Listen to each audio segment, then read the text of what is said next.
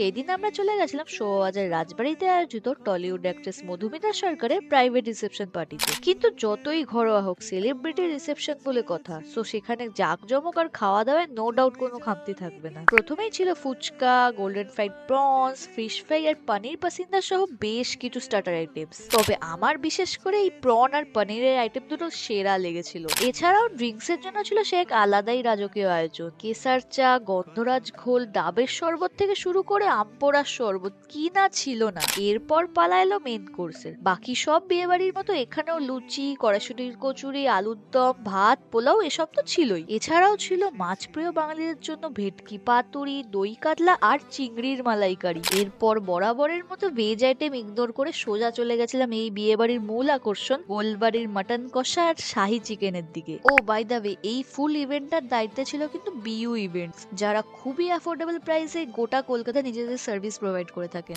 আচ্ছা, এবার আসি ডেজার্টের দিকে। ডেজার্টে ছিল চাটনি পাঁপড়ের সাথে রসমালাই, নলেন গুড়ের রসগোল্লা আর রাবড়ি উইথ জিলিপি। বাট আমার ফেভারিট ছিল এই মাখা সন্দেশটা। এছাড়াও ছিল একটা unique item strawberry with chocolate, যেটা খেতে কিন্তু বেশ লাগছিল। আরে দাঁড়াও দাঁড়াও, এখানেই শেষ না, শেষ পাতে নলেন গুড়ের আইসক্রিম আর মিষ্টি পানও ছিল। তো তোমরাও যদি নিজেদের স্পেশাল অকেশনে অ্যাফোর্ডেবল প্রাইসে এরকম টপ নচ সার্ভিস চাও, দেন বিউ ইভেন্টস এর সাথে কন্ট্যাক্ট করতেই পারো।